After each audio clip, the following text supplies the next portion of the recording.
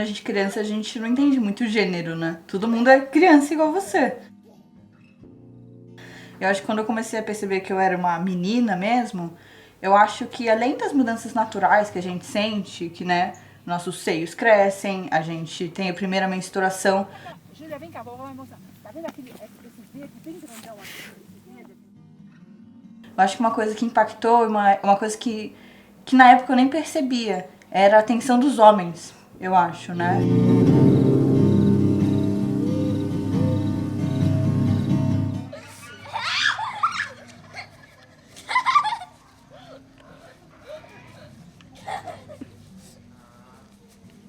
De acordo com o Anuário Brasileiro de Segurança Pública, o Brasil registrou 74.930 estupros em 2022, o maior número da história. 61,4% das vítimas tinham, no máximo, 13 anos de idade. A infância de uma mulher acaba no momento em que a sociedade decide que ela já está madura. Eu quero um riso também. É gostosa? Pelo menos essa era um pouco mais larga que a outra. Acho que quando a gente é criança, a gente não entende muito o gênero, né? Todo mundo é criança igual você. Não, assim, eu fico com o meu quarteto, só que no recreio tem pega-pega e tem meninas e meninas, é quase a sala inteira. Aí a gente fica separado, porque a gente compra lanche, a gente passeia no pátio. Teve algumas aulas que foi separado porque os meninos só jogavam pra meninos, assim, não jogava nada pras meninas. Aí separou, só que é tudo junto agora, tipo, você joga vôlei, grupos de menino e menina junto.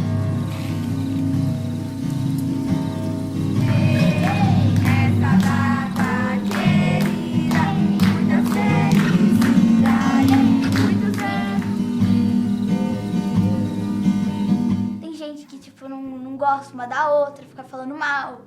Aí também tem um menino que é muito grosso na minha classe, ele xinga todo mundo, fica xingando o Ângelo também. Teve um dia que ele foi mais de 4 vezes na diretoria no dia. Ele já tentou cortar minha mão com a régua, que ele tinha roubado a régua da minha amiga, eu falei, devolve. Aí eu peguei a régua, ele não quis me devolver, aí quase cortou minha mão e ele foi pra diretoria.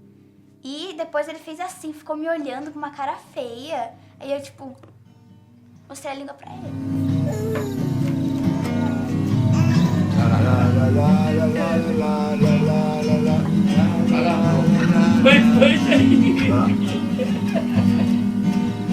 Vou cantar, vai. Ai, Helena, olha pro violão.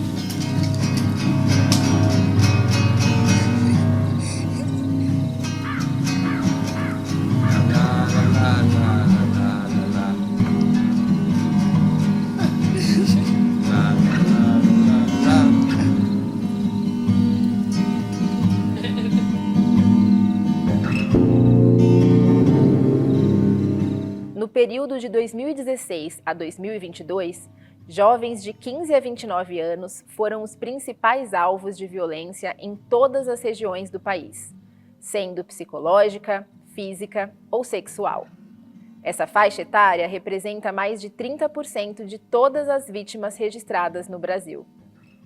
Além de sofrer a violência por ser mulher, quanto menor a idade, maior o índice de agressão, segundo dados da Fiocruz.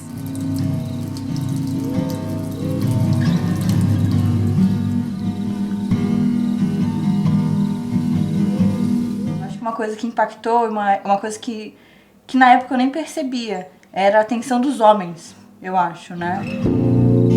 Dá uma mão pra câmera.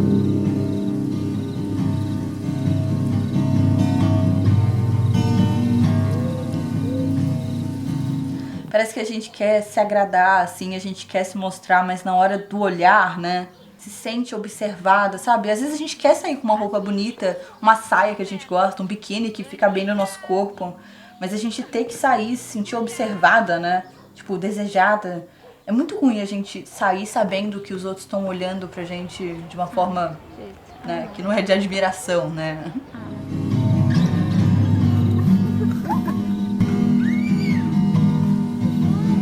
Vai lá, Helena, vai lá. Pega. Aumentar te olhando e ele tá te imaginando pelada, sabe? E eu não senti nada, né? Pra mim não era nada demais, assim, sabe? Um dia eu acordei e minha mãe já tinha conversado comigo sobre isso, já sabia que isso ia acontecer, né?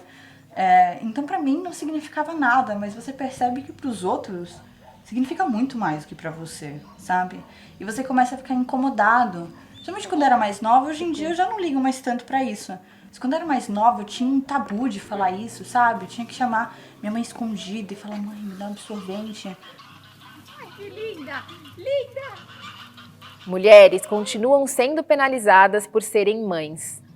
42% das mães deixam suas ocupações ao parir.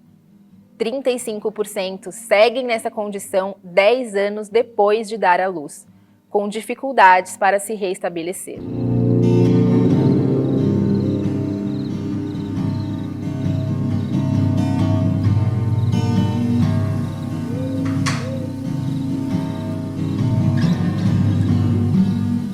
Eu acho que as pessoas são muito diferentes. Algumas mulheres lidam diferente, mas como eu sempre fui, desde criança, uma pessoa muito mais afetiva do que racional, e isso é muito individual, isso é subjetivo, cada um age de um jeito. Mas como eu era muito emocional, pra mim essa separação foi muito difícil.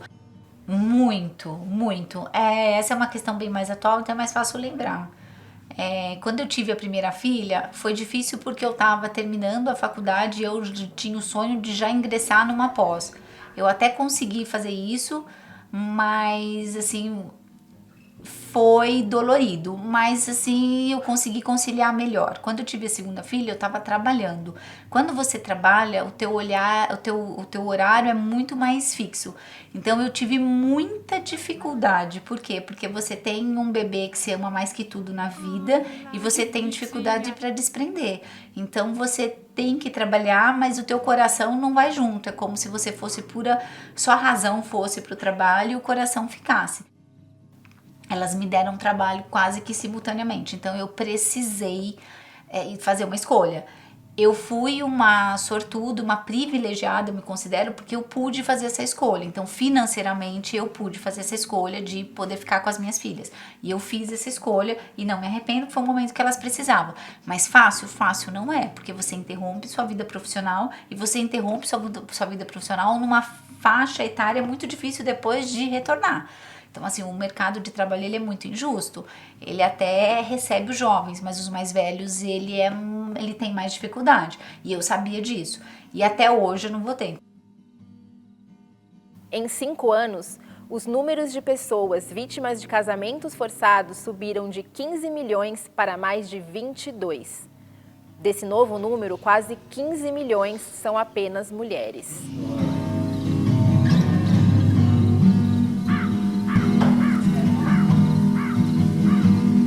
Eu sou de uma juventude muito mais antiga do que qualquer coisa, que eu já tenho 70, então na época meu pai era muito bravo, meu pai não deixava sair, nada. Então era muito assim, muito sem liberdade. Então a liberdade era ir na escola. E na época eu só ia na escola, não tinha nada assim além da escola, era só a escola. Saía, levantava, estudava, ia para a escola, voltava, mas não viajava nunca. Eu gostava muito de jogar bola, eu gostava muito de jogar handebol. E aí eu tinha uma professora na escola que ela fazia, né, participar de campeonatos. Meu pai não deixava ir, eu adorava, ele não deixava. Ia fazer o quê? Eu ficava brava, mas ele não deixava. Às vezes uma professora veio até conversar com ele para ver se deixava. Meu pai era bravo. Para mim o casamento até foi um pouco mais de liberdade, né? Porque...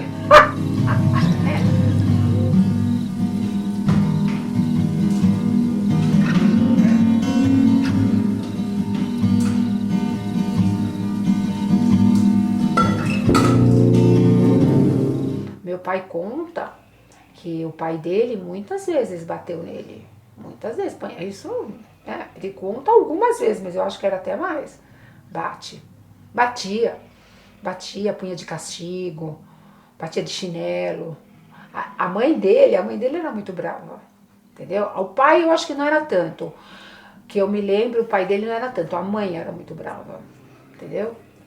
Mas eu acho que era próprio deles mesmo.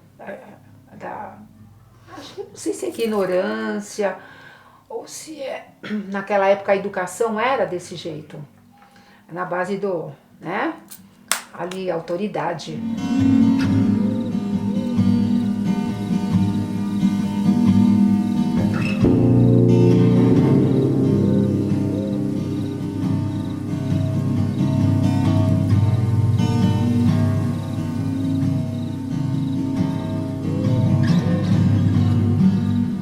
Eu nunca tive, assim, ninguém pra me ajudar. Eu que criei sozinha. Só que eu tinha minha mãe na época e a minha mãe me ajudava muito. Então, ela ficava com meus filhos, assim, nas férias. Então, assim, ela ajudou bastante. Mas foi difícil. É difícil. Não foi fácil, não. São 3, cada um tinha 3 anos de diferença. Então, um estava fazendo uma coisa, o outro já estava fazendo outra. E aí você tinha que estar se desdobrando, não é? Um dormia num horário, o outro dormia no outro. Então é muito puxado, é puxado. Como diz o meu pai fala assim, o mundo é das mulheres hoje em dia. Ele fala isso direto. Não deixa de ser. As mulheres, elas estão conseguindo se colocar melhor. Bem melhor do que na minha época.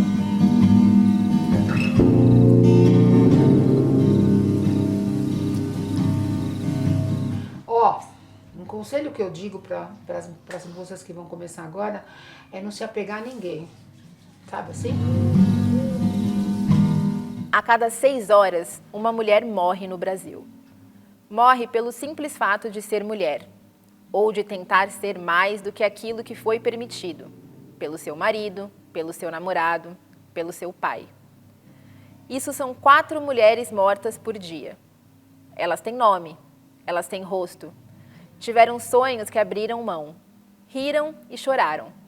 Elas são como vocês, que acabaram de assistir esse documentário. Lutando contra a necessidade de amadurecer, esquivando-se dos olhares de malícia, fugindo e abandonando para trás todos os devaneios de criança inocente, para dar lugar à lucidez do que é ser mulher no mundo de hoje. O cuidado de voltar para casa, o medo de encontrar no meio do caminho o destino dessas 6 mulheres. Obrigadas a andar até o altar, sendo trocadas pelo pai ao marido, vestidas de branco, ela é pureza límpida. Depois, pressionadas para criar os filhos, à mercê de um roteiro que elas não puderam escrever, dedicadas a cada papel. A mulher ideal, a mãe perfeita, a dona de casa. Mas não de mulher real. Da criança que brinca, da adolescente que só quer estudar, da mulher bem-sucedida, da mãe com vontade própria. Se desprender dos moldes, dos roteiros pré-feitos e coagidos a elas. A libertação dos paradigmas que nos permite traçar a própria história, as próprias vontades e, principalmente, os próprios sonhos. Elas não permitirão que isso lhes seja tirado, roubado delas mais uma vez, porque a coragem nasce com elas. Outros dizem desaforos, mas é o peito cheio de determinação de mulheres que sangram, mas não morrem. Mas tem machismo, tem. Mas não tô nem aí.